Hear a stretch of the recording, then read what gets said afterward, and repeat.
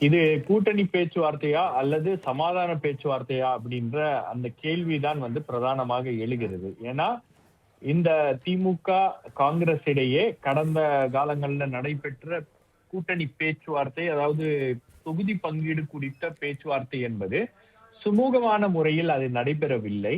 அது மட்டும் இல்லாம காங்கிரஸ் முன்வைத்த அந்த டிமாண்ட்ஸ திமுக ரிஜெக்ட் பண்ணிட்டாங்க. அதாவது திமுக அவங்களுடைய நம்பர்ஸ் இருக்கு இல்லையா, அதாவது 25 தொகுதிகளுக்கு மேல் உங்களுக்கு ஒரு தொகுதி கூட கொடுக்க முடியாது அப்படின்ற அளவுல அவங்க பேச்சுவார்த்தை நடத்தி இருக்கிறார்கள். இது காங்கிரஸ் இடையே, காங்கிரஸ் தலைவர்களிடையே ஒரு கசப்புணர்வை ஏற்படுத்தி இருக்கிறது.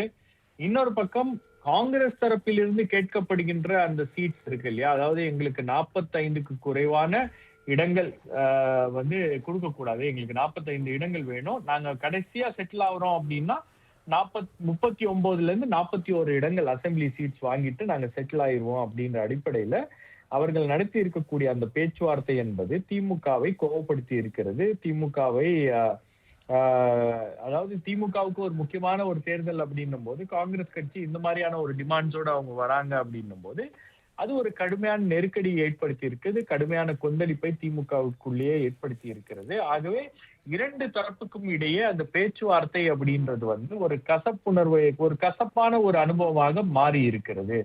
சோ இந்த சூழல்ல திமுகவிடம் நாங்கள் எங்களுடைய கோரிக்கையை வைத்து விட்டோம், எங்களுக்கு 41 தொகுதிகள் வேணும் பிளஸ் ராஜ்யசபா அப்படின்றத அவங்க கொடுத்தா வாங்கிக்கிறோம், இல்லைன்னா ராஜ்யசபா அப்படின்றத நாங்க பெருசா அதை கண்டுக்கல, ஆனா 25 தொகுதிகள் அப்படின்றத எங்களால் ஏற்றுக்கொள்ள முடியாது அப்படின்னு கிரீஷ் சோடாங்கர் சொல்லிவிடுகிறார். சோ அதுக்கப்புறம் இந்த பேச்சுவார்த்தை அடுத்த கட்டத்துக்கு போவோமா அப்படின்னா திமுக தான் பதில் சொல்ல வேண்டும் அப்படின்ற ஒரு நிலைப்பாட்டுல காங்கிரஸ் இருக்கிறார்கள். சோ அந்த அடிப்படையில தான் தற்போது திருமதி சோனியா காந்தி அவர்கள், மல்லிகார்ஜுன கார்கே மற்றவர்கள் எல்லாம் தலையிட்டு இப்பொழுது பி சிதம்பரம் அவர்கள் முதலமைச்சரை சந்தித்து இது சம்பந்தமாக இப்ப இந்த பேச்சுவார்த்தை இவர்களுக்கு இடையே இருக்கக்கூடிய அந்த கசப்புணர்வை நீக்கி மீண்டும் இந்த பேச்சுவார்த்தையை தொடர்வதற்கான ஏதுவான ஒரு சூழலை உருவாக்க முடியுமா, அதே போல கூடுதலான இடங்களை கொடுக்க வேண்டும் அப்படின்ற ஒரு விஷயத்தை வலியுறுத்தி திமுகவை சமாதானப்படுத்த முடியுமா அப்படின்ற ஒரு முயற்சி என்பது நடைபெற்று கொண்டிருக்கிறது.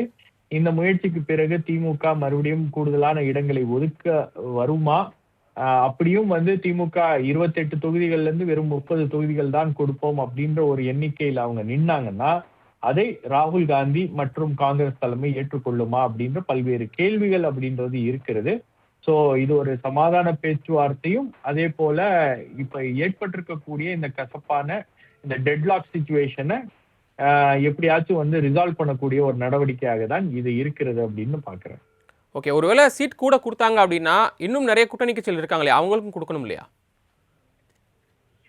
இல்ல, நீங்க கூட்டணி கட்சிகளை ஏற்கனவே இருக்கின்ற கட்சிகள், அதாவது திமுக கூட்டணியில காங்கிரஸ் நீண்ட காலமாக இருக்கிறது. அப்ப அந்த கட்சிகளுக்கு நீங்க முன்னுரிமை கொடுக்க வேண்டும் அப்படின்றதுதான் காங்கிரஸ் உடைய கோரிக்கையாக இருக்க முடியும். புதிதாக கட்சிகள் வருகிறார்கள் அப்படின்றதுக்காக ஒவ்வொரு முறையும் நாங்க எங்களுடைய சீட்ஸை குறைச்சிக்கிட்டே போக முடியாது அப்படின்றதுதான் காங்கிரஸ் உடைய ஆதங்கமாக இருக்கிறது. ரெண்டாவது, காங்கிரஸுக்கு கூட்டணி ஆட்சி அப்படின்ற ஒரு டிமாண்ட் நாங்க கைவிடுறோம் அப்படின்னா எங்களுக்கு கூடுதல் இடங்களை கொடுங்க. கூடுதல் இடங்கள் கொடுக்கும் போது ஆட்டோமேட்டிக்கா நாளைக்கு பெரும்பான்மை திமுகவுக்கு சிங்கிள் லார்ஜஸ்ட் பார்ட்டியா திமுகவால எமர்ஜ் ஆக முடியல. அதே போல அவங்க அதாவது 170 மார்க் அவங்களால கிராஸ் பண்ண முடியல அப்படின்னா காங்கிரஸ் தயவு தேவைப்படுகிறது, காங்கிரஸ் உடைய உதவி தேவைப்படுகிறது அப்படின்னும் போது நிச்சயமாக அந்த இடத்துல கூட்டணி ஆட்சி அமைப்பதற்கான ஒரு வாய்ப்புகள் இருக்கிறது அப்படின்னு பாக்குறாங்க. பிளஸ் இந்த எலெக்ஷன், இந்த தேர்தல் அப்படின்றது ரொம்பவே ஒரு யுனிக்கான ஒரு பெக்யுலரான ஒரு தேர்தலாக இருக்கிறது அப்படின்னும் போது நிச்சயமாக காங்கிரஸுக்கு தேவையான இடங்களை பெற்றுக்கொண்டு அதுல இருந்து பெரிய அளவுக்கு பெனிஃபிட் ஆகணும் அப்படின்றதுதான் ஒரு அரசியல் கட்சியாக காங்கிரஸ் செய்கிறார்கள். ஆனால் அது இவ்வளவு பெரிய நெருக்கடியில போய் மாறுமா அப்படின்றது திமுகவும் எதிர்பார்த்திருக்க மாட்டாங்க. ஆனால் தற்போது இது ஒரு நெருக்கடியாக மாறி இருக்கு அப்படின்னும் போது அடுத்த கட்டமாக இது எப்படி நகரும் அப்படின்றதுதான் கொஞ்சம் கூர்ந்து கவனிக்க வேண்டிய விஷயமாக இருக்கிறது. நன்றி திரு சபீர் அகமது. இணைப்பில் உங்களுடைய கருத்துக்களை விரிவாக பகிர்ந்து கொண்டமைக்கு.